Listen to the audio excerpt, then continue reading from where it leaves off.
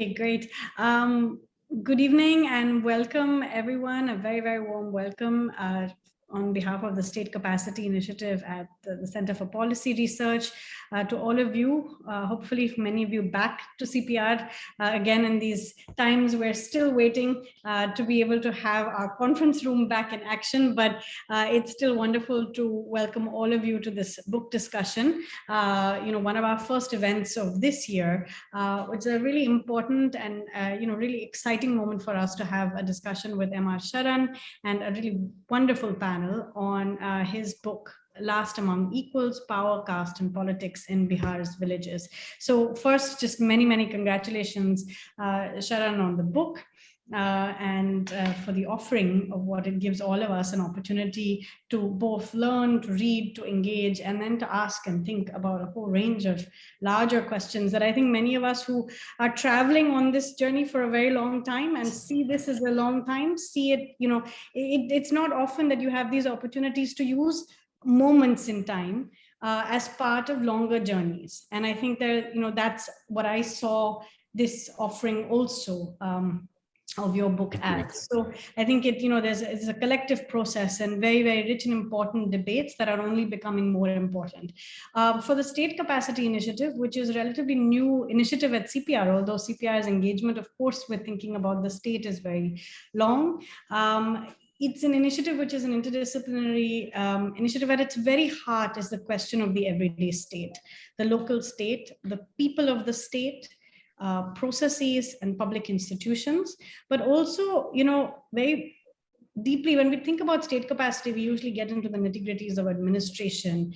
But at its heart is also asking questions about the relationship between society, politics, and state capacity, right? The way the two shape each other. And I think that's, in some senses, so central to this book. So it is also about the everyday, local, quotidian state, but it is about the relationship between society, everyday society, and the state as well. And so much that is outside of the state that shapes the state, including collective institutions and collective movements. So, it's really at the core of much of our work, as is the interest in fieldwork. And the other thing that we have, very much tried to maintain in trying to think about state capacity is the importance of normative positions, right? That these are not, we can have conversations about state capacity shorn of normativity, where we actually think it is apolitical,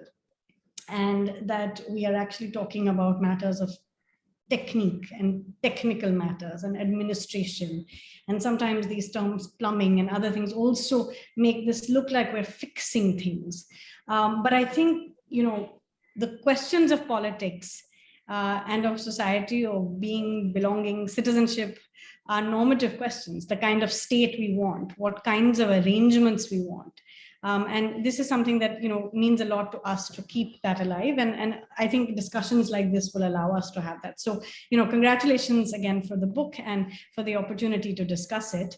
And just as before I introduce the panel, on this point of normativity, one of the things I found so interesting, your book is both, I think, very self-consciously modest, in saying that it is modest, you're trying something, just something, but it also takes on the big questions, right? And you do this with a person who does exactly that, which, citing Hirschman, who does exactly that, says very modestly, not with hubris, with a lot of understanding about contingency and just the moment and uncertainty, but also a willingness to look at the very big questions. And the two things you bring together is that, in the quote that you mentioned, the first is that you look away from these deep insights for facts and you look away from theory for stories. Of course, as an anthropologist, we would say that the two are all connected. You can get deep insights from stories, and often ethnography produces theories or ways of thinking about the world. But, that's the modest part. But you also quote Hirschman at the end, where you talk actually about those interested in large-scale change. And those interested in large-scale change are not so modest. They ultimately have big ambition to change things. And there you say, he who looks for large scale change must be possessed by the passion for what is possible rather than rely on what has been certified as probable. And in some ways, the two are deeply linked, because the probable depends on facts and what we see, but the possible actually is often only found in stories, because it is the possible only resides in places of surprise, right? In possibility, that there has to be the possibility of being surprised. Otherwise, we are fated to go in a certain direction. And so I think both that position of modesty, but also the ultimate ambition to change the world is there in that. And hopefully that sets the tone for the discussion that we have today. The book is about, the state, about insiders and outsiders, about mazdoors and mukhyas in Bihar, and many, many others who are in the weave of life in Bihar's villages. And to structure this discussion, the way we are going to follow it is I will turn over to Sharan first, and then to our panel for discussions. Then we'll come back to you and then open it up for a discussion. Having launched right in, I do now want to just do a little bit of formal introduction to everybody, so that you're all acquainted with each other. I think the panel knows each other's works so well, and we're delighted to have all of you here. But for our audience, so M.R Sharan, here today as the author of this wonderful book, is an assistant professor in the Department of Agriculture and Resource Economics at the University of Maryland, College Park. His research centers around questions in development economics and political economy, and focuses on inequality in socially diverse settings and how institutional and technological innovations could empower marginal groups. He's worked as a researcher and policy economist with research organizations, state governments, and central government in India. And he holds a PhD from the Harvard Kennedy School of Government, was previously a postdoctoral fellow at the Center for Global Development. So welcome to you. And then, we have a really wonderful panel in conversation with you. I know you would have engaged over the years with their work, and so it'll be really great to have this discussion. We have three panelists. Anita Agnihotri is a former civil servant with a career spanning 37 years. She worked with various departments and ministries in both the state and national government. She served as the Secretary, Ministry of Social Justice and Empowerment in the Government of India before retiring in 2016. After retirement, Ms. Agnihotri has dedicated her life to writing and has written over 40 books. So Sharan, we have very, very long way to go on the rest of us here.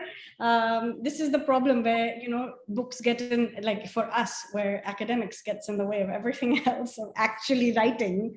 But that's just wonderful, and many of which have been translated into various Indian and foreign languages. Anita ji, thank you so much for being with us this evening.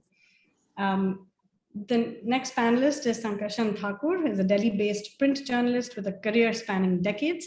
Another one, and who's taken time in Zoom moments of having to be in multiple places at the same time, from a very active, print journalism career, which is taken time to join us today. He's currently the National Affairs Editor for the Telegraph, but has worked with publications such as the Indian Express and Tehelka, among others. He's extensively reported on Kashmir, Bihar, and the socio-political conflict in the subcontinent. He was a recipient of the Prem Bhatia Award for Excellence in Political Journalism in 2001, and has written many books on Bihar's politics. So really looking forward to your comments on this as well. Now, I hope that is an accurate bio, but thank you so much. And then finally, it's just a great pleasure to welcome and to thank my colleague Rahul Verma at CPR, who is a fellow at CPR and is also a visiting assistant professor in the Department of Political Science at Ashoka University. Rahul's research interests include voter behavior, party politics, political violence, and the media. He's a regular columnist for various news platforms and has published papers in Asian Survey, Economic Political Weekly, and Studies in Indian Politics. Rahul has a PhD in political science from the University of California at Berkeley in the US. So thanks a lot, Rahul, for putting us all together again. I'll hand over to Sharan to get us going. Thank you so much. Thanks a lot, Mekhala. That's a fantastic introduction to the book, and thanks for the very warm words.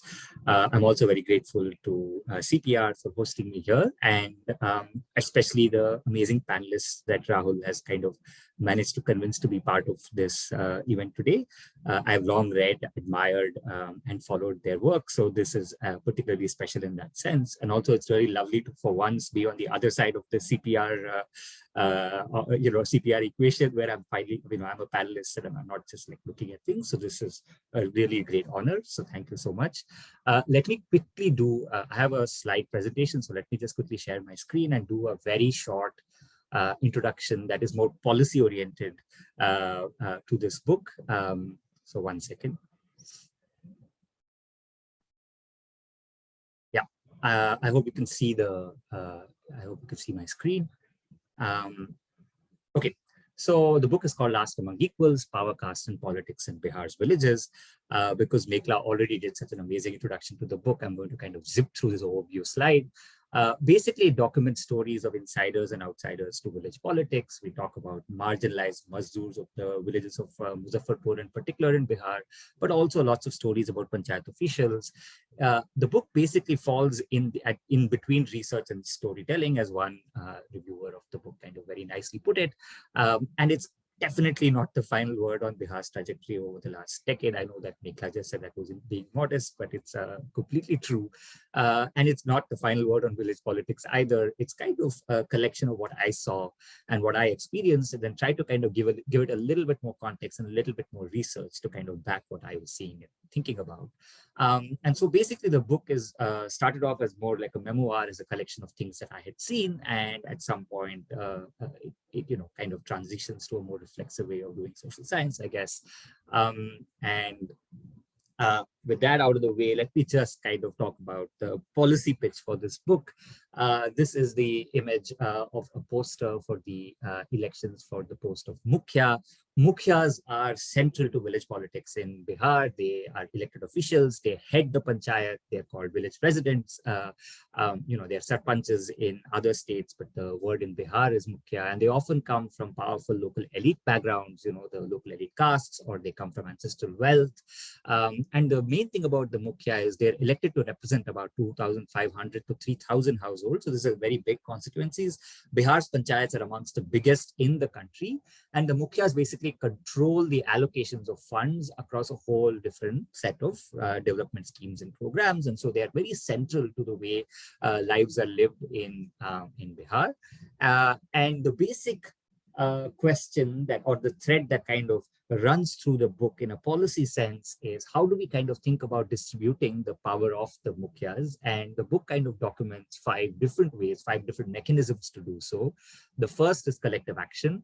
The second is reservations. The third is decentralization. The fourth is introducing transparency measures. And the fifth is kind of citizens themselves kind of engaging in electoral politics and trying to kind of capture some of the power of the insiders in village government. And so the book basically begins with collective action, and collective action kind of takes center stage right at the beginning, and it kind of runs through about half the book. And basically, I document the work of the Muzaffarpur People's Movement. It's a movement primarily dominated by women, especially EBCs and Dalits, so extremely marginalized groups. They're all Mazdoors, which is basically casual wage laborers. And I start with the story of Sanjay Sani, who's the inspirational founder of the Muzaffarpur movement, who's a dear friend of mine, someone I've known for almost a decade now. And he was formerly an electrician in Delhi. He was a migrant child laborer who kind of left home when he was 12 or 13 and kind of traveled around cities working, and then grew up to be an electrician on the streets of Janakpuri in Delhi. And basically, by complete chance, he discovered corruption in his village. And this is thanks to the NREGA's commitment to kind of maintaining all records in public, at least on the internet. And he decides to kind of go back to his village in Muzaffarpur to kind of fight corruption. And he founds this organization called the Manrega Watch. This is a photograph actually from 3 weeks ago. This is in a new panchayat. Manrega Watch has just mobilized more workers to come together. And what exactly do we mean by mobilization? Essentially, these people's movements kind of draw inspiration, in some sense from the Gandhian freedom struggle, but more concretely from, say, the Mazdoor Kisan Shakti Sangathan, the MKSS movement, where basically mobilizers, volunteers kind of go to new panchayats, kind of tell people about their rights, ask them to kind of collectively band together to kind of petition the local state to bend to their collective will. I mean, this is a very broad conceptualization, but that's basically what the Muzaffarpur People's Movement also does. And I kind of document the inner workings of the People's Movement and show how they can make progress, they can bring about change, they can challenge the power of the mukhyas. Of course, this is not straightforward at all. In the book, I talk about how the mukhyas and the local state kind of fights back. I document the murder of Ramkumar Thakur, who was an activist in the same panchayat where Sanjay is from, and the Muzaffarpur People's Movement was founded, and the mukhya kind of basically did not take too well to being challenged, and therefore in broad daylight shot this particular activist. And this is just one incident in many, and anyone who's familiar with Bihar, especially the Bihar of the 90s and the early 2000s, but even the Bihar of today, knows that a lot of violence is kind of not central, but is a part of everyday life, especially when it comes to these kinds of conflicts. And so that's People's Movement is basically one way, or collective action is one way of challenging the power of the mukhyas. I then kind of go on to talk about panchayats reservations. I think it's really a very powerful way of kind of trying to get people from marginalized groups to become people who are somewhat powerful. In Bihar's case, it was amongst the last states to implement reservation for the post of mukhya and ward member and sarpanch in panchayats. I talk about why that happened. It was a courtroom drama that was really, I thought, worth documenting. And then in 2006, when the Nitish Kumar government finally kind of came in, they introduced the Bihar Panchayati Raj Act, which basically reserved about 17% reservation for Dalits, up to 20% reservation for extremely backward castes, and up to 50% reservation for women. And this was kind of, the women bit was actually, Bihar was amongst the first states to kind of say, we'll reserve up to 50% of seats. As part of my PhD, and here's where the PhD research bit kind of comes into the book, I kind of talk about this study that I did that kind of with Chinmay Kumar, who's a very dear friend also from Bihar, a researcher at University of Chicago. He's a grad student there. And I talk about whether reservation for the posts of the mukhya worked. I'm not going to bore you with the details of this, but let me just kind of say that, we use a lot of data from almost all villages of Bihar and data from over 2 crore households to kind of ask and try and answer this big question of what exactly did reservation for the post of mukhya at panchayats kind of achieve. And basically, the main results were that it actually didn't change how the average person, in some sense, if you just look at the average wealth or the average number of schools built in a panchayat, that didn't really change. But what changed was the distribution of the pie, right? So you had more resources, more public goods, more material wealth going towards Dalits, in panchayats that were reserved for Dalits. And it also improved political participation of Dalits in such a strong way that even in the absence of reservation, so even when reservation was taken out 10 years later, those panchayats continued to kind of push Dalit ward members and Dalit mukhyas, right? And so this suggests a virtuous cycle almost between political participation, which was initially kind of sparked by reservation, and then material well-being. And then this material well-being kind of further sparks political participation, which then further causes, improved well-being. And there's this kind of nice virtuous cycle that we see. The next kind of bit I talk about in the book to kind of challenge the power of the mukhya is through decentralization. Every but there are up to 13, in some cases more, but on average, I think 13.6 ward members. And basically another way to kind of challenge the power of the mukhya is to distribute power to these ward members. Now, the interesting thing about these ward members are they are extremely local leaders. A ward member has a constituency of about 225 households. That's really small. In Bihar, especially when it's so densely packed, 225 households is basically 3 streets, right? So, so you have a local elected leader for that smaller geographical area. And another step that the Bihar government kind of undertook in 2016 was to try and devolve some financial powers to these ward members. I talk about how the ward members continue to remain Trishankus of local government, like that mythical character in Hindu mythology, who desperately wanted to go to the high heavens, but was stuck in some halfway point between the earth and the heavens. Ward members continue to kind of occupy a point in that hazy continuum between being citizens and actually full members of local government, because they are elected, but they still don't have access to financial resources, and they continue to have to lobby with the Mukhya to kind of try and get any access to power.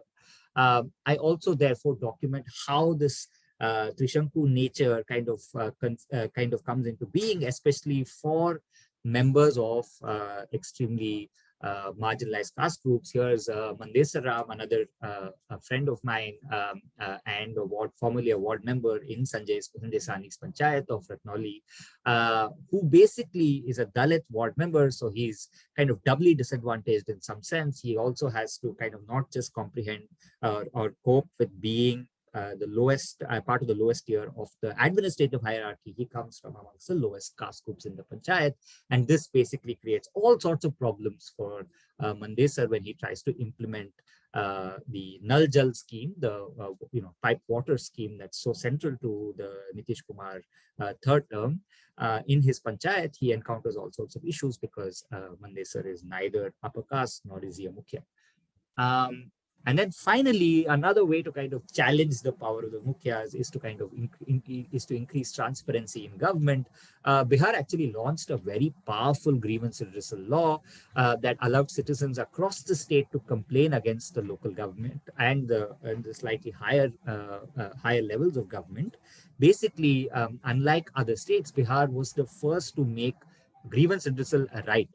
So essentially, citizens could actually take the state to court if their complaint was not resolved. And Bihar kind of put in a lot of resources, put in the best officers to become grievance redressal officers, and kind of set up a system that, at least on paper, was pretty powerful. I talk about how, on average, about a third of the complaints are being resolved based on some research that we did, which may seem like a small number, but is actually pretty big for a state like Bihar. I also talk about how the limited radical nature of the grievance redressal system in the end kind of made a lot of people frustrated with it. So it's not all hunky dory with a system like this, even though it represents a step in the right direction. And I kind of document how even something like a grievance redressal system could, in the end, be another powerful tool in the hands of citizens to challenge the power of the mukhya. In the book, I actually kind of take a slight detour to kind of talk about some of my research around the grievance redressal system, where I saw that, ward members, again, remember, they're kind of somewhere in that hazy continuum between citizens and local government. Ward members themselves were complaining using the grievance redressal system because they couldn't kind of figure out a way to kind of get their voice heard in the higher state. And so they kind of repurpose the grievance redressal system to kind of lobby on behalf of their constituents. I talk about one such ward member called Kamal Maji, who does this and who actually effectively delivers pipe water to his constituents. I also talk about a large randomized control trial that, again, Chinmay Kumar, I, and a bunch of researchers kind of ran to show that when Dalit ward members in particular are given access to transparency to like the grievance redressal system, things actually could improve substantially in villages. And then finally, the final way in which you can think of marginalized members of society challenging the power of the mukhya is to contest elections themselves. I spend a whole chapter dedicated to the election campaign, the MLA election campaign of Sanjay Sani. It was a fascinating, spirited, passionate, powerful campaign in which Sanjay came fourth and got a fraction of the votes that he and all the Mazdoors of Muzaffarpur thought that he would get. And I kind of try and think about what this campaign meant for the people, what it means for how politics is done, both at the local and slightly higher levels, and what it means for a people's movement to kind of try and participate in electoral politics. But this is, again, another way, especially in a democracy like India, where all votes are equal, someone can challenge the power of the mukhyas, right? So this is another way. And so to kind of sum up, the big question is, how do we distribute the power of the mukhyas? You can either do it through the state or through citizens. When we think of the state can introduce policies like reservation or decentralization or grievance redressal. Through the citizen, you have collective action like the Muzaffarpur People's Movement, or kind of more directly participating in elections themselves.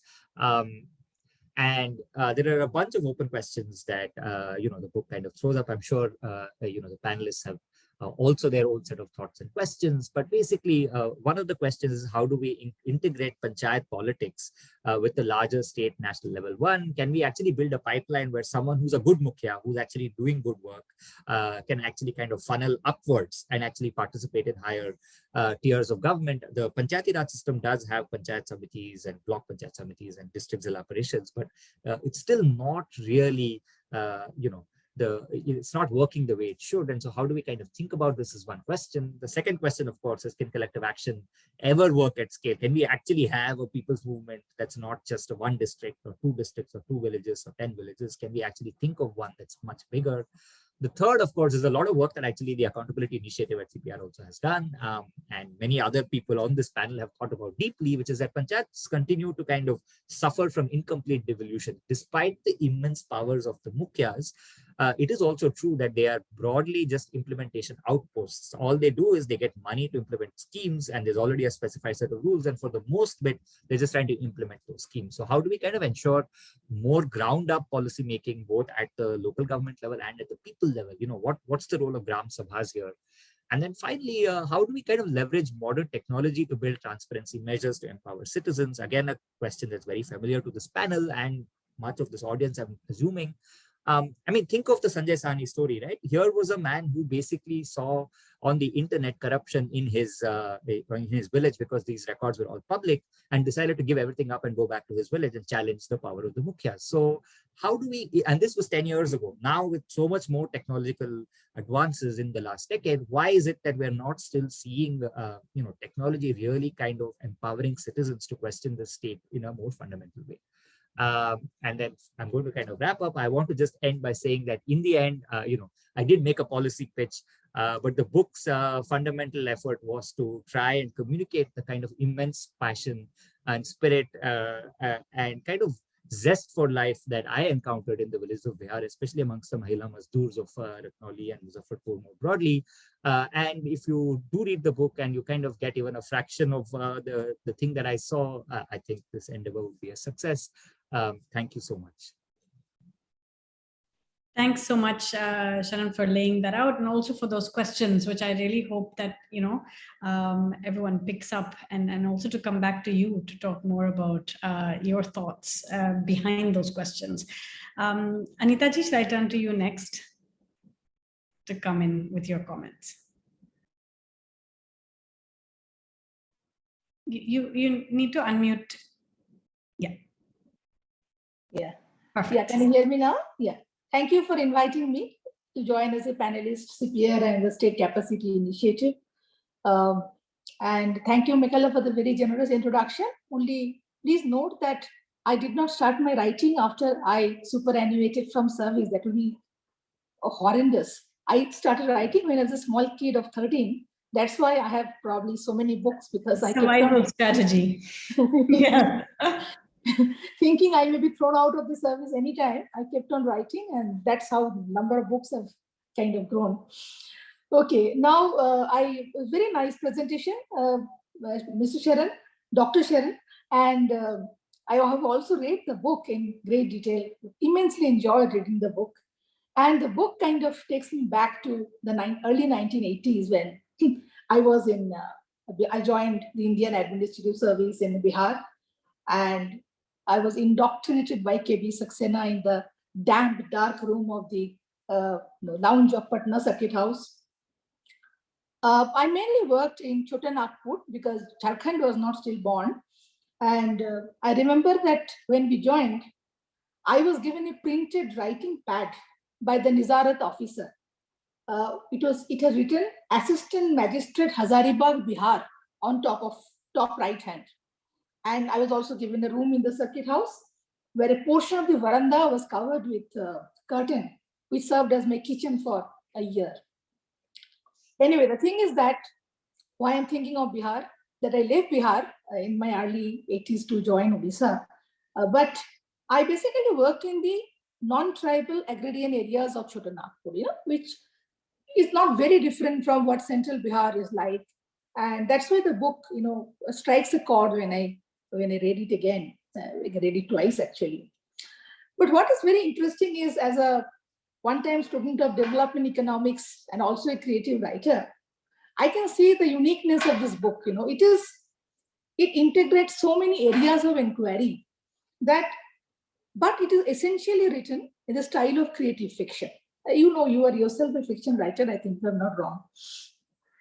But the narrative unfolds in a very unhurried way, slowly, like flow of water.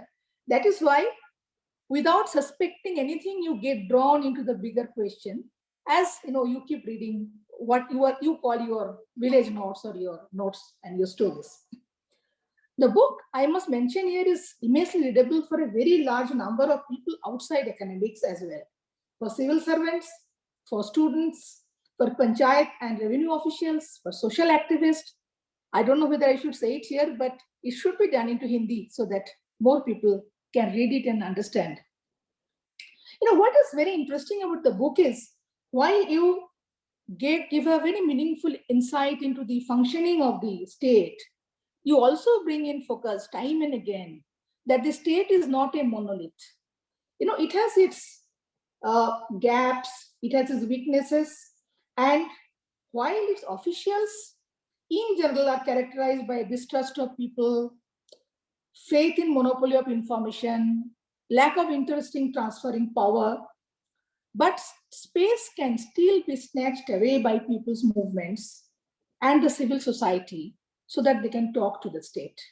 It is very important that we who read the book and we kind of take the book forward in some way, follow these micro spaces and understand the language people can speak to power if one is to find ways of strengthening the democratic process. I think you're also trying to do that.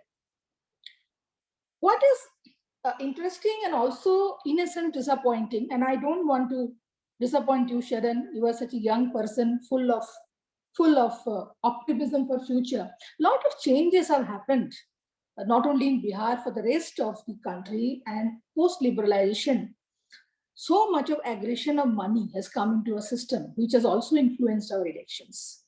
It's kind of become, even panchayat elections, state elections, everything has become a big show of money and also of state power. It depends on which state you are. And it has led to this problem that any other people-related process tend to get obliterated by our engagement with elections. But the book also tells us that, these initiatives are there like green shoots, and you have to try to see where they are. I mean, I have seen this, I kind of feel, I have been working in Odisha, and we have been seeing the process of first panchayats being run by government administrators, then elections happening, elected representatives taking over. Odisha is a different kind of game altogether. But when the state is deeply politicized, for example, if I can give the case of West Bengal, where there is very little creation of employment in course of last 1 decade, panchayats have become a huge battlefield.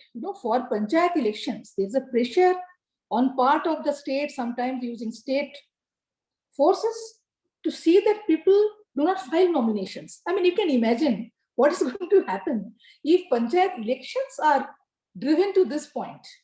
I mean, you almost feel that you need a very big shakeup to alter this course of events. Despite that, I entirely agree with you that NREGA has been a game changer in many ways. It was the first large scheme, so much money sprayed all over the country, and the technology, as you call it, everyday use of technology. It brought so much to people. In terms of information is a very important source of power. It brought information to people. We saw in Sanjay's case, and also the village women, how they could follow up their own case, anomalies in payment, arrear payments, and kind of they could take it forward. Now, yes, the two things are working side by side. On the one hand, from local panchayat, the strong people, mukhias, the state officials, they are trying to ignore it. They are trying to see that power is used in such a way that ultimately people don't speak. On the other hand, and this happened in Bihar mainly because of Nitish Kumar, you have elaborated it, that politicians also look at elections, and this is one factor which also get them to bring about important legislations. The Bihar Panchayat Act came out, a very, very major change. Of course, BPGRA also came up at the same process of people's demand for timely delivery of services. BPGRA was not very effective, as you yourself said. I mean, it has technology in it, it has well-mentioned, well-intentioned officers and everything, but it is a very, very weak tool for transfer of power. And if you look at the inequality, the environment in which we work, you expect people to forego wages, to go to the office for hearing, go multiple times, and then come out with a result which is not in proportion with the time and money spent. Now, this is what brings me to this question, and obviously, after having served for 37 years in the government, I somehow feel very disappointed that, it is their due, their money, everything is there. Why cannot state be more accountable to people, and why do you have to take such a troubled path to extract our dues? I mean, this is exactly what you are trying to address in a way which seems technical, as if by apportioning roles and machineries, but it is not. But what I will come to some of the questions you raised, towards the end. But let me tell you that what has deeply struck me is your sense of empathy. This is empathy with the people in understanding the process. It has made the book so moving. That is why I feel that this book should be read by people who want to work with people. They may be administrators and they could be activists, everybody. And it is not easy. We see so many things in our everyday work, and we either don't talk about it, we don't take a view on it, or we just forget it, or we feel that our superiors will not like if we speak out. It is happening everywhere. Chapter 6 is a very important chapter in your book. As a reader, I have found it, where you have graded the state's cruelty, acts of violence, absurd interpretations of law, blatant displays of caste power, then commission of acts intending specific harm. And this powerful example you have given, discontinuation of which, because the internet is not functioning and we are not able to put it together. I mean, there have been worse scenario we have also seen elsewhere, that money has not come to a particular state. In distribution of funds, it is also another deep level of politics. People are migrating because the MNRG season has started. Workers are waiting for work to start. The job orders have not been issued, and people are migrating. These train carrying migrant laborers are full. They are living like from Bolangir of Odisha, from the drought prone area. They move away. They have been waiting for MNRG to come. Funds have not come, and there is no response. I mean, the equation between the state and also the government of India also has different undertones in it.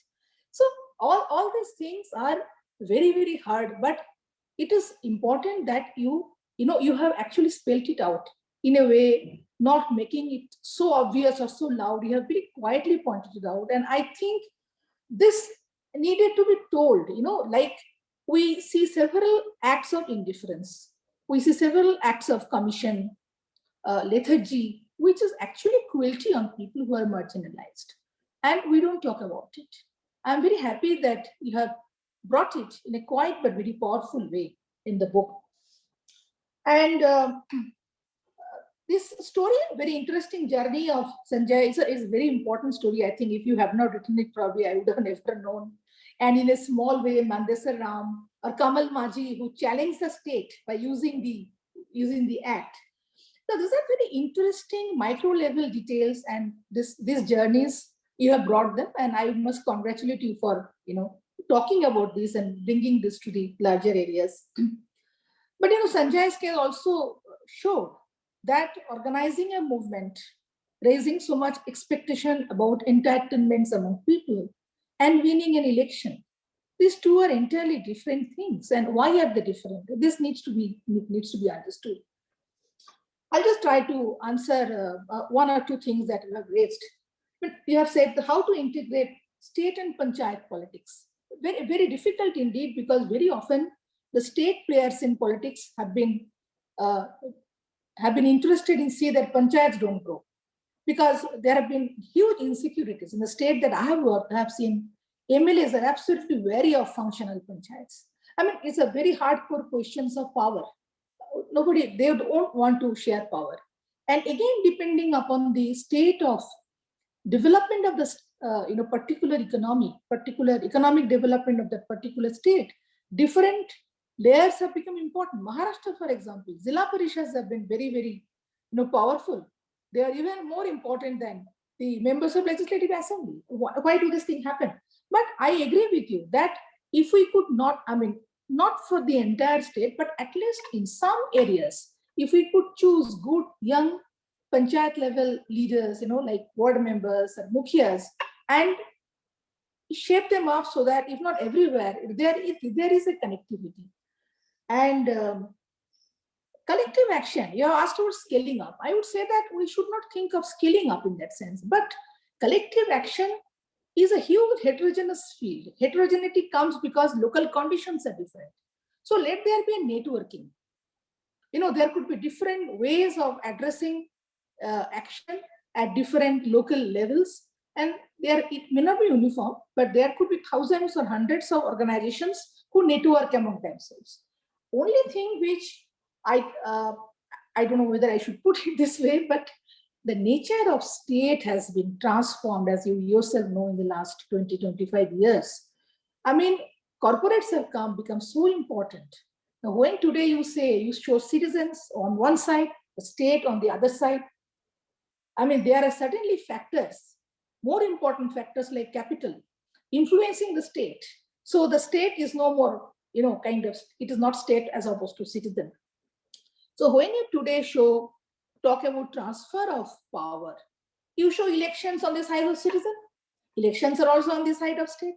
You show technology on the side of the citizen probably, but technology, elections, none of these are power neutral.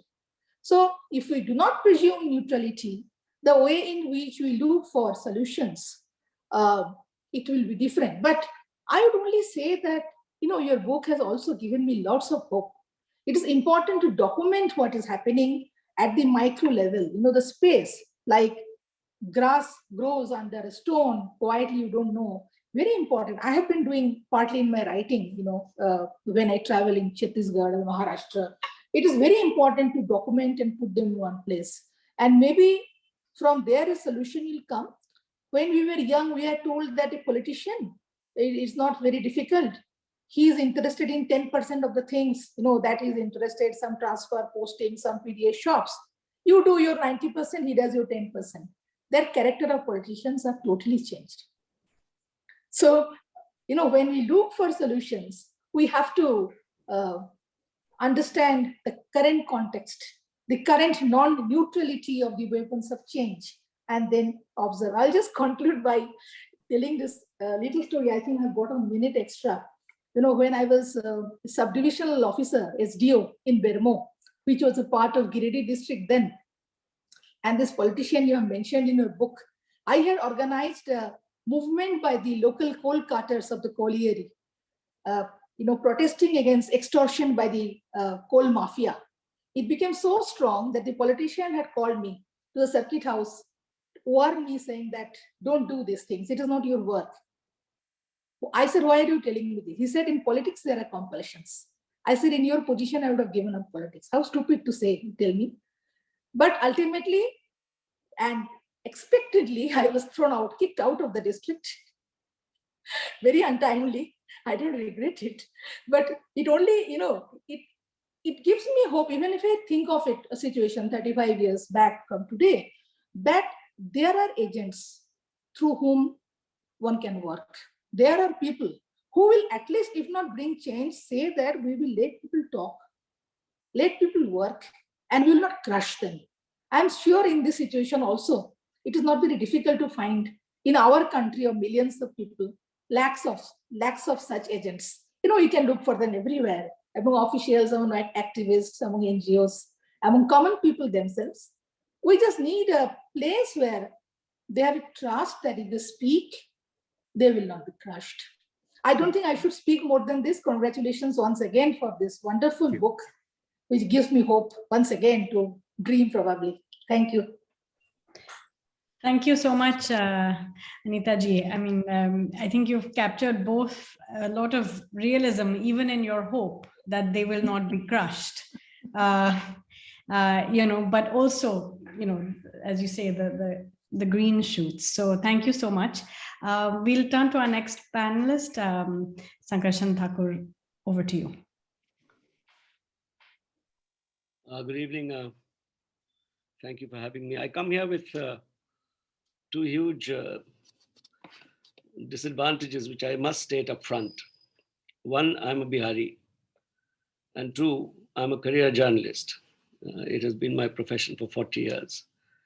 And I would like to declare that both of these things make you cynical. Sometimes I do believe that it is not cynicism, it is realism, because what I have seen in Bihar as a reporter for about 30 years, and a hiatus before that, growing up, being born in Patna, and then growing up in Patna for about, 13 years of the first 13 years of my life. The lines between cynicism and realism are very difficult to define. I find that, I love hope and I love my state, and I would love happy things to happen to my state. I'm still very deeply embedded in terms of my personal and professional interests in Bihar. I come from a village in North Bihar, which I visit as frequently as I can. In fact, I was there for a week this last December.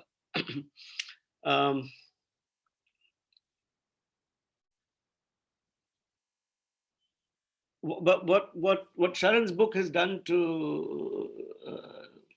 for me, and probably for the reader as well, is that if you are familiar with the Bihari condition, a lot of it is assumed to be "ये होता है," and "ये होता है" is not merely a function of "ये होता है." "ये होता है" eventually becomes a function of accepting it. There's a certain fatalism about it. कि यही होता है.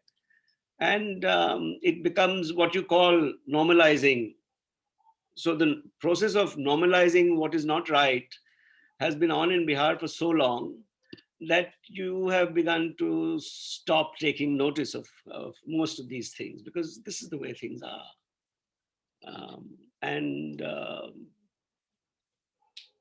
There was a time in the 1990s, at least, when I was probably mid-career, early 1995, 99, 2000, when Bihar was a completely hopeless kind of place. And then in 2005 comes Nitish Kumar, and you have a semblance of change happening. And it was perceptible change. And the smallest thing, things were so bad that the smallest thing, 500 meters of road, 2 extra hours of electricity, an FIR successfully filed, or someone not sort of looted on Dak Bangla in Patna after 10. And these small things became huge things, because they were a huge fracture of improvement from what was happening in the Lalu Yadav years, or later the Rabri Devi years. But then again, you 5 years later, 7 years later, you have a situation where all of that has gone to ground. And I'm being very, very real in what I'm saying, is that Bihar is again very close to being. Do you know what is happening in Bihar? A whole generation or two of young people are being converted into, instead of looking for opportunities to better themselves converted into bootleggers. It's very easy money. And I have seen this happen firsthand in my village. Young boys and girls are carrying bottles in their backpacks and delivering. It's ready money. The economic situation is such in Bihar, well, all of Bihar is probably begins with sea towns, what we call sea towns, probably even a degree less. So what is happening in the C, D, E, F, G, H towns, and they are towns. The other thing is my village is called Singhwara now. It was a village, and I recently learned it has become a Nagar Palika. And the government has hiked rates. All that has changed in the name of my village having become a Nagar Palika is that occasionally, once in 15 days, you have these sweepers come in from Darbhanga, do a little bit of sweeping, and the rates are up. The state is earning more money. I think the agents of state, which you have spoken about, are earning more money. I'm sorry, I'm speaking like a journalist. I will speak like a journalist. I cannot speak like an academic. I'm not equipped to. I didn't study as much. But I will, these are things that I see happening, and these are things I report. And so young girls, and it's a very sorry thing to say of my own state, young girls who feel protected by dint of being girls, then हमको कौन छुएगा रात में? हमारा backpack पे कौन हाथ डालेगा? They're delivering booze to homes. I'm not making a comment on whether prohibition is right or wrong. I do not believe in any kind of prohibition, any kind of prescription as a matter of principle. They don't work. You ban something, the human instinct is to go around that ban. Even if you're not interested in drinking, you will find a new way of drinking. And so all of Bihar drinks. There's booze is freely available. Spurious booze is available. You had a huge tragedy in the chief minister's home district 2 days ago. 15 or 20 people died near Nalanda. And so what is happening in Bihar is, on the one side, you do have these stories of hope and empowerment on the ground level. But there is also this other very dark story that is happening. And I'm afraid in 20 years' time, you will have a generation of Biharis who have earned a whole lot of money by being bootleggers. A bottle of whiskey, which will cost you 300 rupees, which is a very, a bottle of very shoddy whiskey, spirit, sells for 1,500, 1,800 a bottle in Bihar, of which the deliverer earns 250 rupees. So if a boy is delivering 5, 7, 10 bottles a day, he or she is bringing home a fair kitty, and it suits everyone. The state is happy. The state, as in, I'm sorry to say, the bureaucracy, the politician, the policeman, the state is actually losing. The state is losing hugely in terms of revenue. But I find this very, very dispiriting. What Sharan's book has done to me is ये जो होता है, this acceptability, it has given faces, and it has given it has nailed these things in ways that people only har jagah hota hai. But there are names to it. There are processes. There are journeys. There are documented experiences of people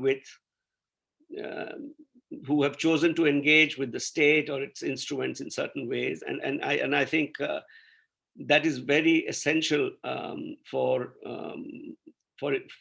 this to have happened, for the story to have been told in this fashion, because you don't usually spend time or effort pursuing one man's story or 3 people's stories and then committing them to paper. as stories worth telling. And I think each of the stories that this book contains are worth telling, because they're not fiction, and they're not assumptions of aise hi hota hai. They're the truth of how it unfolds. This cruelty, this injustice, these acts of these crimes of omission and commission. I think I read that somewhere.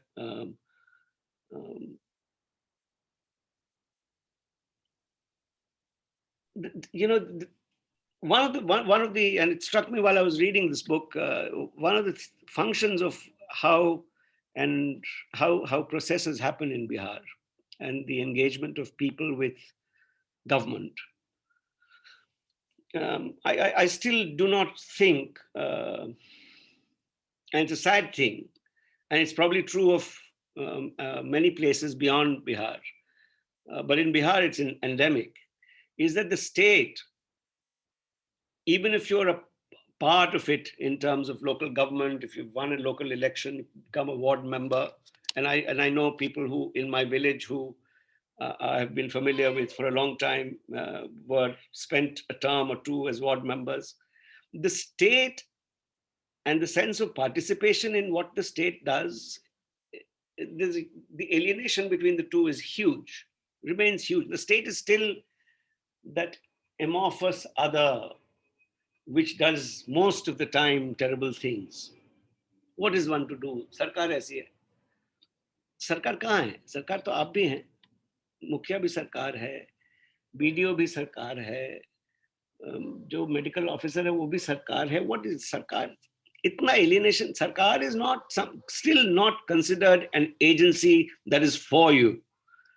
The idea of sarkar being an agency that you are having to put up with is very essential and very core to the understanding of people. And it's a sad thing. It's a sad thing. अरे लफड़ा हो गया, सरकारी लफड़ा हो गया. हमारे यहाँ थ्रेटन करने का एक वो होता है कि हम क्या बोलते हैं कि लिखा पढ़ी करवाएंगे. लिखा पढ़ी मतलब केस करवाएंगे, या किसी अफसर के पास तुम्हारा बोल के, well, that's a threat कि ज्यादा ये सब करोगे तो लिखा पढ़ी कर देंगे. मतलब I'll put a complaint in writing. People are afraid of engaging with the state. And I think principally that fear and that sense of alienation and that sense of distance with the state has not lessened. And it's a very tragic thing. And I think that is where we need to cover a lot of distance, is reducing. It's the same with the police. With the police, it's much worse and much more visible, because ये आपके लिए सदा सदैव and all that bullshit is everybody knows. Police is not something you want to be engaging with. Police is an agency you need to run away from. Police का लफड़ा मत हो जाए. Police is not there in your aid. Police is a uniformed rogue force. That's how it's understood. अब तो कोई police वाला है नहीं, सीट बेल्ट खोल लेते हैं. अब तो कोई लाइट है नहीं, सीट बेल्ट खोल लेते हैं. And our whole engagement as Indians with the state is very distorted. It's perverted. We don't, our sense of suspicion with the state or anything that means the state is so deep that we are constantly in the endeavor of defying it or doing something which is the opposite of what the state requires, even if it is in our own interest, like seat belts. No, we don't understand it's for our own benefit. And do you know why we don't understand it's for our own benefit? Because सरकार ने बोला है कुछ गलत होगा. सरकार की तो हमको बाधा खिलाफी करनी है. यहाँ पे one of my cousins had come a few years ago for first visit to England and back, and this India is a useless country. Everyone there stops at red lights. I said, यहाँ पे has the Pradhan Mantri, does he stand on the road and say violate the red light? Who does it? We do it. And but if you go back looking into reasons for it, it is our engagement with the state, as we see it as the huge, big adversary. Mr. Thakur, could I just in the interest of time, because I see there are lots of questions also coming in. But I think, thank you so much, because I think what you've laid is a very stark and a difficult challenge for Sharan to answer, but also for an initiative called the State Capacity Initiative to think seriously about. This question of the relationship of the state. And Sharan, I'm sure you'd want to actually, that's an important question to take on. But I'll turn to Rahul, and then there are a few questions, so we'll come back and figure out how to sort of take the conversation forward, but I'm very conscious of time. We have such a rich discussion already. Rahul. Great, thank you, Mekhala. And Sharan, congratulations on this book. Like, as an economist, writing such a book in such a lucid style, and while keeping this lucid style, still basically having the pulse of the people and you know, engaging with the ground very empathetically. That's a commendable job. So huge congratulations on that. Second, you know, I'm still not 40, but I somehow share Sankarashan's cynicism. I don't know whether we'll call cynicism or realism, but I obsess on politics and power. And I think there is something to the nature of politics and power, why it's making certain things in rural Bihar or in any other part of India, right? So I study UP, I travel, and many of the things which you have listed and said in the book through stories of Sanjay Sani or through the story of other people basically resonate. So my first point in some ways, and what I'm going to try to do in a couple of minutes, is to push back against the 5 points which you offer as a policy solution. And the reason I think so the first point is, there is, as even you know, Anita ji mentioned, and I fully endorse her view that you should translate this book in Hindi, but there is a logic of social movement and collective action, and there is a logic of electoral politics, right? So by like this idea that why don't we have a pipeline, and if we are going to have a pipeline, will it change our politics? I don't know if that's possible, right? We all have heard this cliche, which is the road to hell is paved with good intentions, right? So a lot of people, you might think, have good intentions, they want to change things, but once they get into mainstream electoral politics, they have to behave in a certain way. And there is something about why some people and some intentions may succeed in sort of like raising voice of people in collective action and social movement space, but not in electoral politics. So Sanjay Sani, right? And I remember the day like when the votes were counted and we exchanged the messages on that, barely gets like 4,000 votes. And you have many examples, right? From Northeast to Delhi to Madhya Pradesh. So even the biggest social movements, right, may not be mobilizing 5 lakh people. And that's the size of a small assembly constituency. So basically these two operate at a very different scale. The second point related to what, and something where, you know, I am a bit uncomfortable. It seems, at least in the book, the Mukhyas become, or the post of Mukhya becomes the ultimate villain. And everyone down Mukhya seems like basically people who are fighting, struggling. I bet you the day power passes a little more to ward members, they will be doing the same thing to ward committee members, right? It's the nature, like everyone loves to decentralize unless they have to decentralize themselves, right? So MLAs want to stop power from reaching to Mukhya, Mukhya from ward member, and ward member to citizens. The IS doesn't want the PCS and videos to function as like, you know, with that much of power. So it's basically in the nature of hierarchy, in the nature of power politics, which is going to create problems. So I don't think decentralization is a solution to everything. This debate goes back to Federalist Paper number 10 in 18th century, right? And so we still don't have a solution.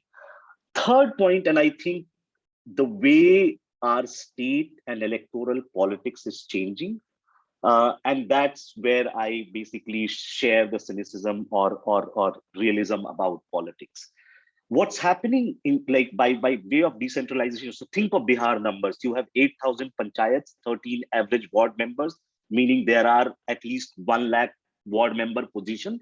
And on average, 5 people will be contesting for each of those posts, right? So in some ways, politics has become so permanent in basically contesting for positions of power has become so permanent in our society that if you go to UP or Bihar, and I believe in every other state, it seems that almost every 5th person in a village is a politician, right? So I think Max Weber, when he was thinking about politics of vocation, he was talking something else.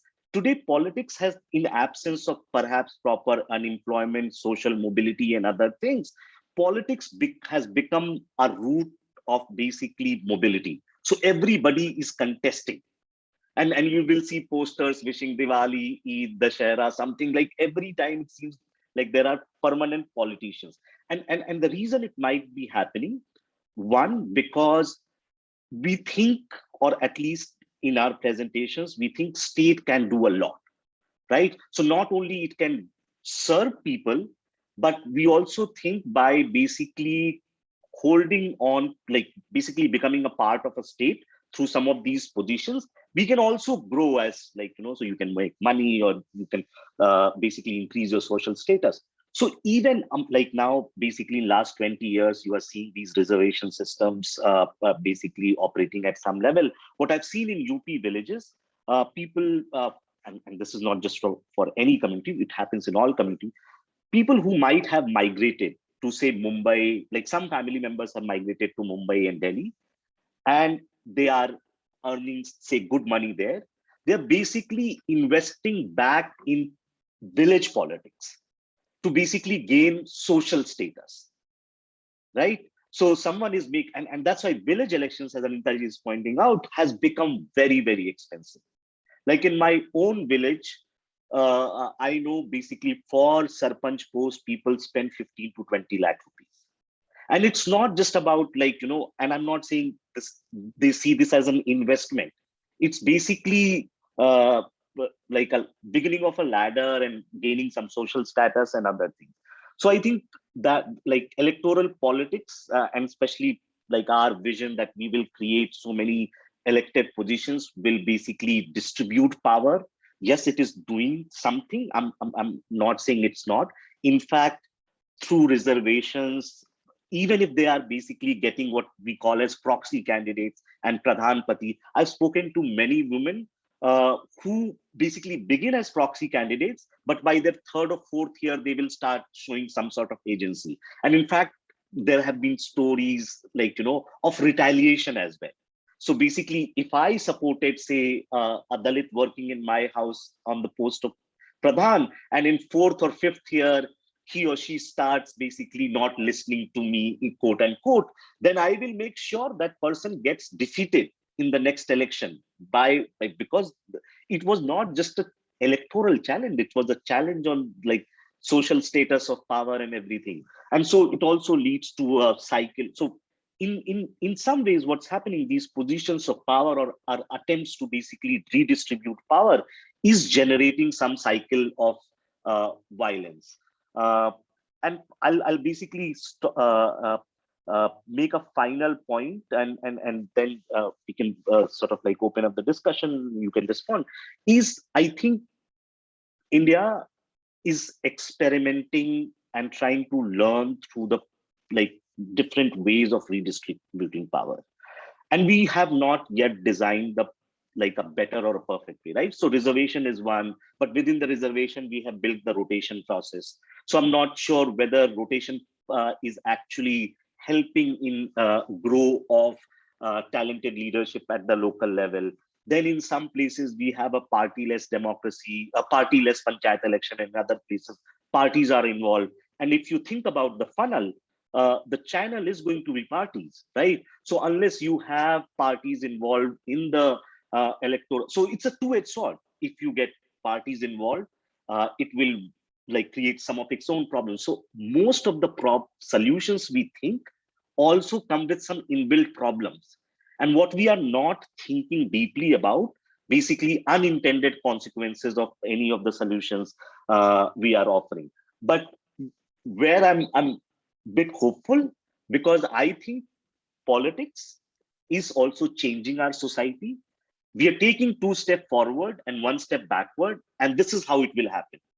Anything which is sold as radical change will produce basically more radical problems. So where I'm cynical is there is nature of politics, there is nature of power, and humans will behave. So even Sanjay Sahani and SPSS was betrayed by his own associates. This will keep happening, but there will be change and it will be slow. So I'll stop here and there's just one point, if I may, I quickly wanted to make, is that in terms of what the state has come to mean to the people in daily terms, the one thing that always comes back to me is the phenomenon of Muhammad Shahabuddin and the millions of other Muhammad Shahabuddins, that small or big, that exist in Bihar. They are also a function of the utter collapse of the state in terms of delivering to people. And so the tendency of people to turn to these so-called Bahubalis and make gods out of them, because they are able to work the system and do things for them. किसी का reservation, किसी का hospital में admission करा दिया, किसी का यहाँ पे school में admission करा दिया, college में करा दिया, transfer करा दिया. They are able to do these things, jumping across rules, regulations, this, that, the other time. And so they are also a symptom of the collapse of the state. This is a limited point I wanted to make. Oh, thank you so much. I think to all three of you, Sharan, you have a lot of really rich and difficult, questions to answer. But just very quickly, what I can see is there's a big question on what the state has come to mean. And I think even, Anita Agnihotri asked a very important question about how things have changed, right, for the worse, whether it's talking about electoral politics. And so there is a darkness and there's a deepening of some of these problems. And I think the real challenge with, I think Sankarashan Thakur's questions to you about the state itself and the state and the citizen. And then I think Rahul is pushing in another question about redistribution in itself, right? Is that the right question to ask? In your whole premise was how do you redistribute the power of the Mukhya, but are we over imagining the power there?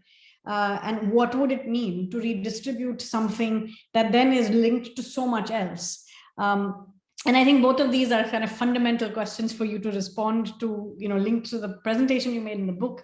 And then there are some questions from the audience. So I'll let you first just respond briefly to whichever bits you would want, and then we can come back. Okay, great.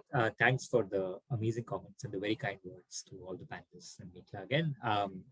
As Mekhala said, I can kind of spend the next 40 minutes responding to these questions. So let me try and answer the two big questions. Anita ji, on the role of money, capital, and that in elections, I think, and that's kind of related to Rahul's question at the end too. I do agree that Panchayat elections now are much more about money than they ever used to be. In fact, thanks to the decentralization measures where ward members got more financial power in the last few years, even ward elections now are seeing more investment, more money being put in. So that's something that's happened, and that's undeniable. But I think, and I think that the way money works in our politics is a much bigger question than just about Panchayat elections. It's true for all elections. And I think it's a question that we have to really grapple with at a much bigger level. And I don't think there's anything novel or new about the money coming in at the Panchayat level. It's the same process that generates money in MLAs and MP elections. So that's one broader point. So I don't have an answer. I'm just saying that it's a larger phenomenon. And then on the role of the state itself, I think in the book somewhere I say I feel like the state is the very ocean in which society swims, in the sense that for all the bad things about the state and its apathy and everything else, in the end, the state is central to the existence of the marginalized in terms of, getting access to ration, getting access to work, getting access to food, shelter, housing. All of these things kind of come from the state. So in some sense, we have to engage with the state in a much, it's not just about the fearing the state for the police case or wearing a seatbelt. In the village, it's basically everyday interactions involve some negotiation with some member of the state. And not all of this is confrontational. Some of this is kind of routine. There's corruption, there's problems, but there's a kind of routine everyday engagement with the state that happens. And so therefore, if we think about making the state better, we cannot kind of disregard the role, the everyday nature of the state itself. So it's, of course, it's got monopoly or violence and so many other problems. And so that's important. I want to also say that we are trying to, in fact, we're in the process of translating the book to Hindi. So thanks both Rahul and Anita for suggesting that. We're already thinking along those lines. And the final thing on just kind of want to talk about Rahul's point about, should we distribute the power? Is Mukhya actually the villain or not? I don't want to kind of make the Mukhya the, I know the book kind of does it. And I also, when I articulate it in, especially in these short kind of policy pieces, I kind of talk about how Mukhyas are bad. There are many great Mukhyas because, if you have a lot of power, sometimes you can do a lot of good also. Like one of my sounding boards in a lot of my research is Vinod Bhaiya, who's a Mukhya in Buxar, who have, I used to speak to almost on a weekly basis because he would be the guy I would go to and be like, boss, what's going on? Can I talk to you about this? I'm learning this. And he was a, very thoughtful, very articulate. And there are many such Mukhyas I've met. So it's not that. But it is also true that in the Mukhya, you see the old reproduction of the feudal relations that existed for the last many centuries in villages of Bihar. The Mukhya is the one who comes from the elite backgrounds, elite castes. It is almost, especially prior to 2006 when reservations were introduced, they kind of ran the village in a very old feudal way. And so to kind of then say, and basically the elections initially at least reproduce this, in some sense, this old relations. And so now with the decentralization and reservation, you're slowly seeing some amount of distribution. So I'm actually not unhappy that instead of 8,000 Mukhyas, you have 1 lakh ward members who get some more power, because that's how slowly you kind of devolve some of the power. It has its own set of problems. I try and document that in the book. And there are thousands of problems. But let me end by saying that, and this goes back to the very first thing that Mekhala said at the beginning of this seminar, the last decade has been pretty dark for Bihar. I kind of acknowledge that in many different ways. I think the rise of communalism is something that is also worrying in the way that it's happened, especially in the last few years. But what I am trying to locate is in some sense, I document the darkness of the state and the way and the kind of abject nature of the lives of the people of Bihar. But what I'm also trying to look for is, in Hirschman's words, the passion for what is possible as opposed to certified probabilities. And I'm kind of trying to find those green shoots. So of course, it is a selected sample, and I'm trying to find some hope in the midst of a lot of darkness. But I also think that if we don't hope, and this kind of links very deeply to, say, Sanjay Sahni's election campaign, it was doomed from the start, but everybody hopes. And I think it takes the kind of madness of a hopeful person to kind of actually spark change in a deep way. So that's also part of what I'm trying to do. So I'll stop there.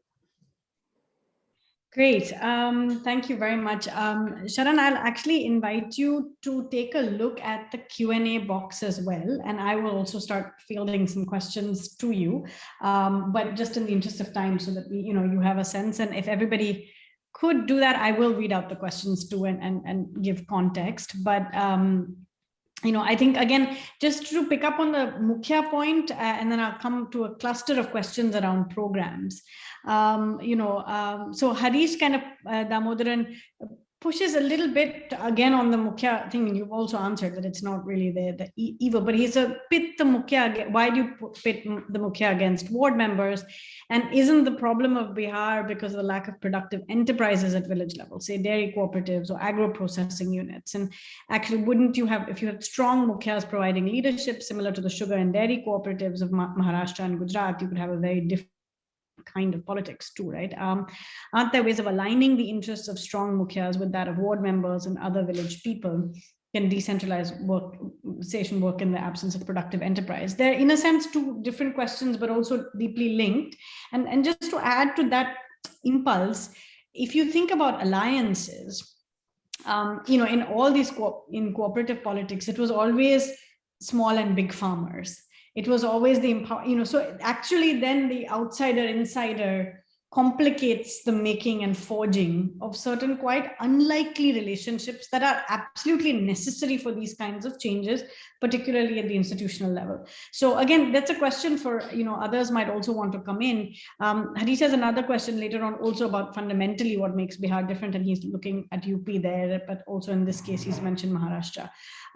So, I mean, that's one interesting direction in which to ask the collective action and alliance question. Would anybody want to answer that quickly, and then we can move to the other cluster, which are about a range of government programs? Let me just say that I completely echo Harish's point that in the absence of productive enterprise, politics becomes the source of revenue for a lot of people. I think Rahul also mentioned this earlier that you get into politics often because local politics because there's some money to be made there, especially now in Bihar in the last few years with COVID and then demonetization, then COVID. Things are pretty bad, especially in the villages, and I could see this even this time. And so that's completely true. I agree with that. Should mukhyas and ward members work together? I think I kind of partially answered that earlier. I don't see them as entirely adversarial. In fact, I just want to make this one point. The state completely relies on these people working together. In fact, all policies will have the mukhya implementing it and on paper, at least the ward member doing some monitoring if it's happening in their ward. It's only in the case of this Nal Jal scheme that I talk about in the book that the ward member actually has financial powers to do the implementation themselves, and the mukhya only controls whether they get the money or not. So it kind of flips that relationship. So in that sense, there introduces some kind of adversarial thing because, as Rahul pointed out, anybody who loses power is going to get angry about it. And the mukhya in this case lost power, and so they got angry. But fundamentally, the state relies on all the mukhyas and the ward members coming together to work together. And that's usually how that's supposed to work. But given the fractures of caste and class and gender in the way our society functions and the asymmetry of power, working together is often not the first thing that happens. So and Bihar versus UP, I think Rahul's going to be much better than thinking about that. Very quickly. Please. Sure. Enterprise, doing things collectively. Please do not. I know you will say this is a hackneyed thing, this is a cynical thing. Do not undermine the role and the consciousness of castes, not just the upper caste, but across the board. Yes. In my village, a few years ago, they put in these mobile toilets. I remember it very clearly in a public space. And within 1 week, those were out of function. Because of why? अरे उसमें तो हरिजन गया था, उसमें हम जाएंगे. The entire purpose was defeated, not because there was a problem with the toilets, but there was untouchability and which caste has used that and which caste has not used it. So and it functioned at this becomes a factor at all levels. And so North Bihar especially has very rich, water bodies, fish, makhana, it has mangoes, lychees, huge potential, but it never realizes the potential that it's meant to. And I think the problems are societal, which politics never endeavors to change or to alter. Politics is rooted in deepening those societal problems and profiting from those divides. And that is a very fundamental problem we have in Bihar, at least. Can I just Sure. Please. Back to one thing, maybe we can, in some way, I was thinking of this in Bombay. I came across a lot of people from Bihar and UP who were stratified as per caste in their villages. But urbanization and they had to work hard to survive in a city. Caste completely went out of people's heads. So something has happened elsewhere also. So we have to look at different models probably to think of a change. For example, West Bengal, caste has been very subtle, but there has been no outright violence. Crimes against the tribals and scheduled caste have been almost nil on paper. But caste is there, but it is not like this that you will not use a facility because somebody else has used it. So there are different, I don't know how Bihar will come out of this, or probably UP, but we have to look for a solution. It sounds technical, but in changes that have obliterated some of these things. Urbanization, for example. Yeah. No, and we know even in the urban, these things, they're much more complex, and so they reconstitute in different times and different places. And like you say, both the histories of discrimination and violence are particular. But I think just, the point you just made about water, there's a question that Amit Kumar Srivatsava has asked. He's a student at Ambedkar University, actually, about Jal Jeevan Mission, the observation on caste interaction with technology infrastructure and how it changes over the period of time you spent in North Bihar.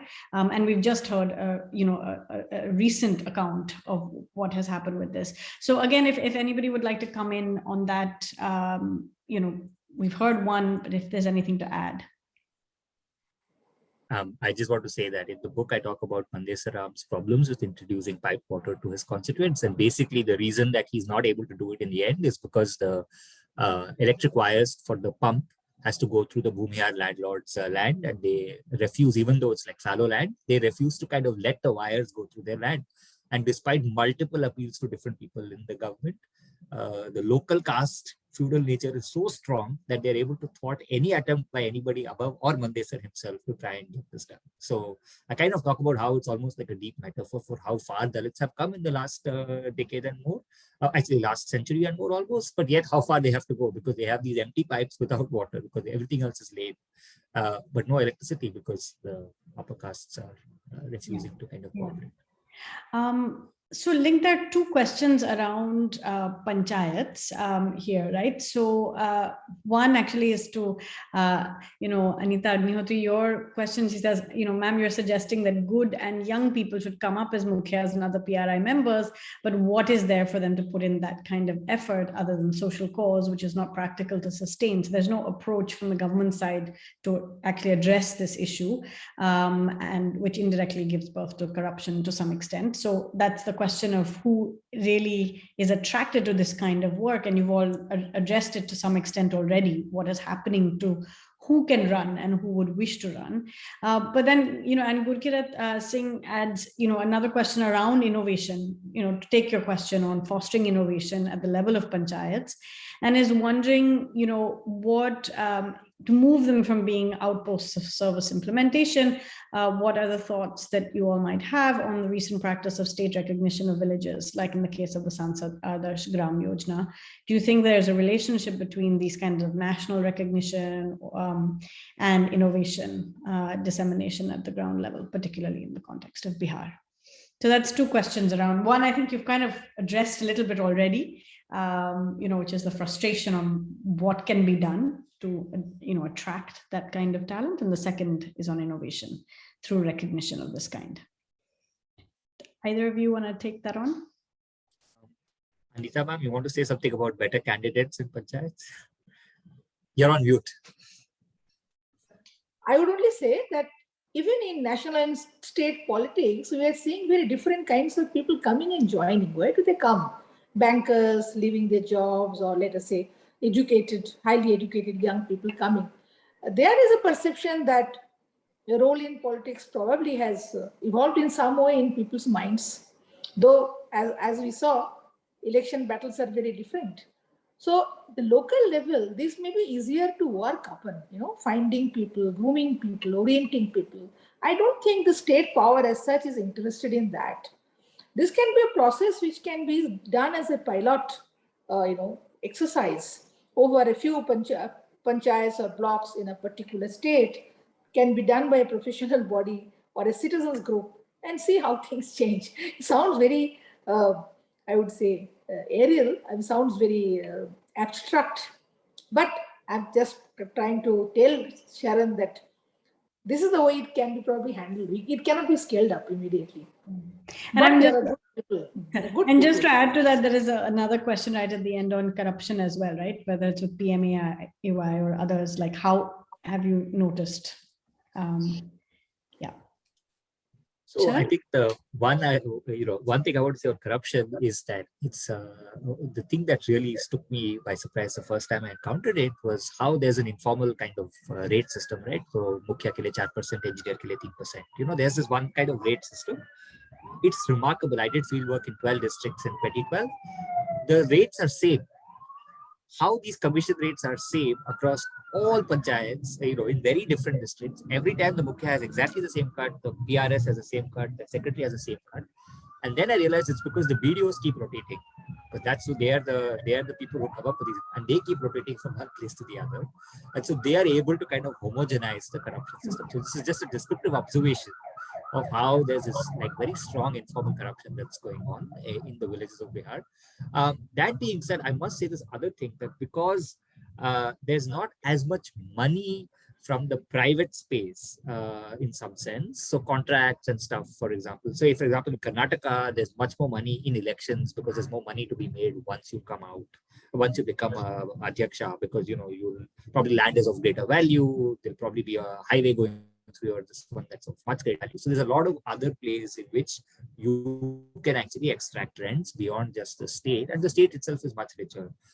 So I think there's more corruption counterintuitively in places like Karnataka than there is in Bihar. I'm almost certain this is the case because these are the two places I work in and I've done some field work in, and I've read some very beautiful field accounts by Biju Rao and co-authors of Karnataka, and I was just struck because at least informally that's not the case in Bihar. Because basically the pie is much smaller in Bihar. There's not that much money to be made. And so that basically drives some of these things. One thing that has happened, you can all see this, our villages have been hollowed out. At least in Eastern India, I see there is so little in terms of activity. You said that in Bihar also, Sankarashan said that Bihar also there could be agro processing, there could be horticulture, so little initiative. And what has actually happened is villages are absolutely blank, and people fall upon politics as some way of either making a career or money. And it is extremely sad, because if this goes on, and at the same time, what is happening, which I find it very, very strange, that government's intention of thinning out the community by handing over practically everything to society. The subsidy starts even before birth, before childbirth. Then it goes on till the person is cremated. Everything is going to be given by government. School bags, shoes, cycles. So, in one place, in one village of Odisha, inside a forest, I asked the people that beautiful place, but the concrete road, why is it so dirty? They said, we're waiting for the government to come and clean up. They are doing everything. So why shouldn't they do this? So this over-subsidizing also has a purpose. Political purpose is, we do not want the individual to speak. We do not want the community to organize. The state is there for all of your need. Just let us know, we'll give that to you. So this over-subsidization and direct money transfer in everything, practically, and lack of proper economic activities generating funds within the local level, this is leading to a very dismal situation in the villages. And plus this money-driven politics. Totally, it's a very sad picture. Sharan, you want to quickly take on the question about innovation and recognition by, Sure. Basically, this is a very interesting question. I haven't actually seen this. I haven't met a Mukhya who's ever told me, or a ward member who's told me that, we'll get a state award if we do our work well. I think part of it is, I think the recognition pales in comparison to, say, the amount of money you can make by just being power, or the kind of power you wield locally. So I feel like it's not as much of an incentive. But I'd be interested if someone else has come across some of these instances. I haven't. Yeah. We are over time, and I recognize everybody has a busy evening or morning to get on with, but let me, just taking a little bit of privilege as the moderator, to try and pull this together with three things that have constantly come up. And, if any, all of you want to just give closing thoughts or even just let it be. But I just thought, I wanted to just put these three quick things out. One is this idea of Bihar losing the plot. You mentioned Rajshekhar's book, and you mentioned that, around this time, Bihar lost the plot. But, just taking on the question Mr. Thakur has been repeatedly pushing us to ask, did it lose the plot? Had it ever gained the plot in that sense? If the plot is productive employment, if the plot is what, we were just talking about, did we mistake the plot? Did we think it had caught a plot? Because I remember those years of suddenly thinking voters are voting for development, politicians are delivering development, everybody's in it for the right reasons. Suddenly, that all this vicious cyclery had turned into a virtuous cycle where everybody recognized their right roles and were doing them with great gusto. And then we started seeing this again and again in many different states, this apparent losing of the plot, right? Strengthened of decentralization has been strengthened in some states. Then they seem to lose the plot. So are we getting the plot, or is it we never got it? We just, other things happened. And that is seen by us in as possibly moving in this direction. How long do we need to take to get a plot, right? If you're finding your way to it. Often when you talk about democracy and you think about Huntington's whole idea of democratic consolidation, right? 2 elections where the losing party doesn't call it off. I've often wondered, what does it take for reform or developmental change consolidation? Like, what would it take, right? Is it 1 term, 2 terms? Politicians often seem to do very well in 1 term, and then the second term is where the corruption all comes out, and then did they lose the plot? Who was that never thing? So I wanted to just ask for that response from all of you, because you've all been watching Bihar. I think, may I say something? And this is people, especially Biharis, get very upset when I say this, but I will not stop to say this. And it's part of my book on Nitish Kumar, a whole section devoted to it. I think Biharis need to do themselves some favors. They imagine the whole world to be some spittoon. Kahin bhi thukna hai. Nahi bas ke sadak aayegi, nahi bas ka seat cheerna hai. Who has asked you to do all of these things? When I say that all of us Biharis are don't want to be a knowledge-based society. We want to be a degree-based society. So it is our parents' duty to go and find the examiner, bribe him, and get my child a first-class degree. No politician has asked you to do that. So I think Biharis as citizens also have to own some responsibility for what they do and for the kind of people they elect.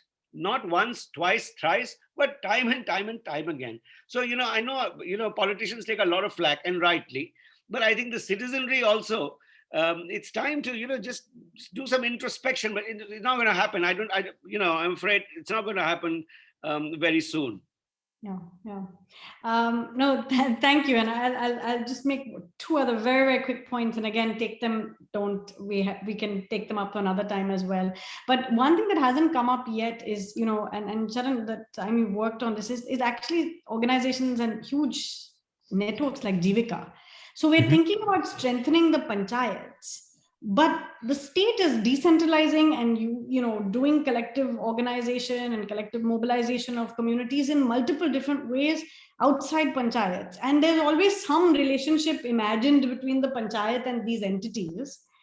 And often those are adversarial. Sometimes they're claim-making types, and other times they're actually different fund flows. So I wonder what one makes of strengthening panchayats and decentralization in the way that you talked about it. And then this other type of decentralization, which has happened in a very sort of large scale in Bihar, with the presence of community-based organizations and other kinds of state-mobilized communities, which are not directly comfortable or in complete alignment with the panchayat system, right? And then have their own flourishing. So, how to take up that and think about that moment.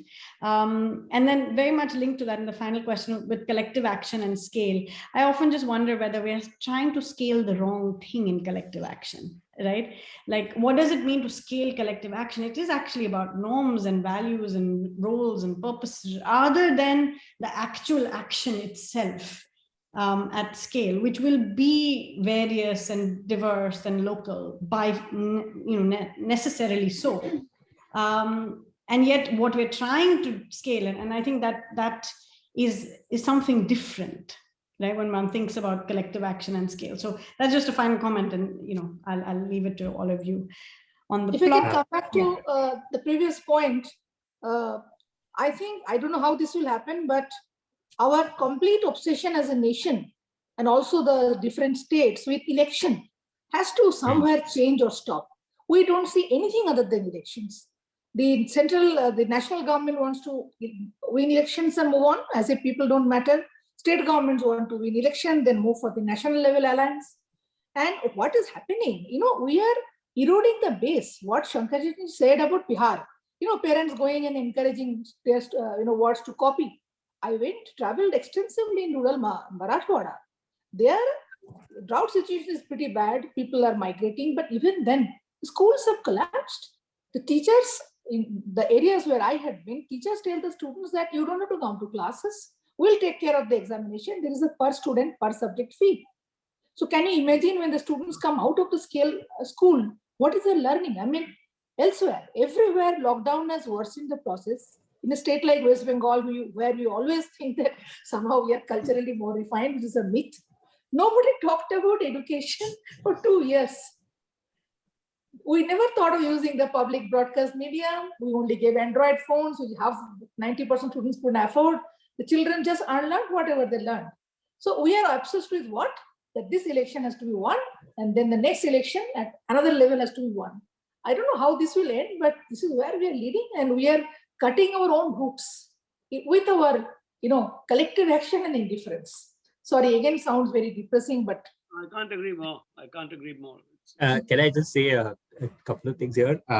These are all fantastic points. I'm just going to add to them by saying, first, on losing the plot, you could, if you read Jeffrey Witsoe, he would say that Lalu kind of didn't lose the plot. Lalu just changed the plot completely.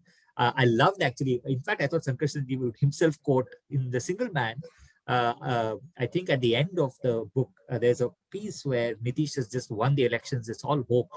And Sankarashan puts in like this 1 or 2 paragraphs where he's like, we don't really know what this means. It was such a sobering thought in the middle of that euphoria. I can't remember the exact words, but it really stuck with me. I read it, when I first got to Bihar 7-8 years ago, when it came out. So, and it was very interesting. That paragraph really stuck with me. So the cynicism I see today is not kind of new in some sense. It was always a kind of realism that I thought was rooted even back then. On the plot, therefore, I want to say this, that yes, I think broadly, and this I make the point in the book too, the plot has been lost in many ways. I think the saddest thing about traveling in November in Bihar in the villages was to see all these school children who basically lost 2 years of schooling, and online schooling doesn't really exist. And, it's a shame. And COVID has killed. Our study estimates COVID killed 3 lakh people. That's the excess mortality just on wave 2. Nobody's talking about it. It's kind of gone, right? So that's a scary bit. But despite that, I think that, like Jeffrey Witsoe tried to excavate a good plot from Lalu, there are kind of nice green shoots. That's what I try and do. And then finally, on the whole thing, on what panchayats can do to kind of spur change, I think in some sense, the policy measures taken by the decentralization reservation, even the transparency stuff, is probably laying the ground for when the plot is regained. So sometimes you should think about it as, the plot is lost and things are going helter-skelter, but maybe it's not in the hands of the panchayats to kind of find the plot in some sense. On the other hand, they're kind of setting up institutions at the local level and processes such that when eventually Bihar regains whatever plot it has to regain, they will be ready to kind of jump on that wave, hopefully. And so that's where I want to kind of end this. Any thoughts on the relationship on Jivika and panchayats? Yeah,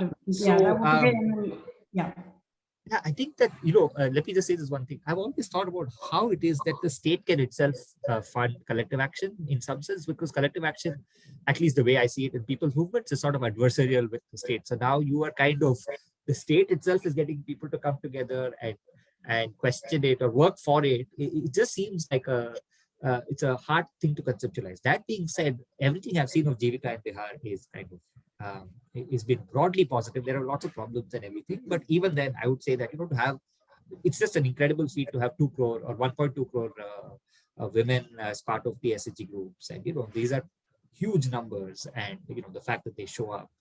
I've done a little bit work on Jivika, not enough to kind of have very strong views, but I think it is an example of the state really trying something different. It's not new. It's not there. They were not the first to do it, as we know. But the fact that they're pushing along that front suggests that there's something there. And more research is required. I think that's how I would think about it. Great. Rahul, anything to close? I will let you then close it and thank as well. But since we have to thank you for bringing all of us here, you can close and take us out. And also help us to keep in touch. Also Yes. help Yes, us. I will definitely do that. Yes. Not just the panelists, but also people who joined us to listen and ask questions. So thank you, everyone. This was a wonderful discussion. And yes, like, we basically oscillated between cynicism and realism and hope. And I think that's the nature of journey. So Sharan, congratulations and thank you. Thank you, Sankarashan, and thank you, Anita ji and Mekhala. Thank you, everyone. Take care. Good night. Bye.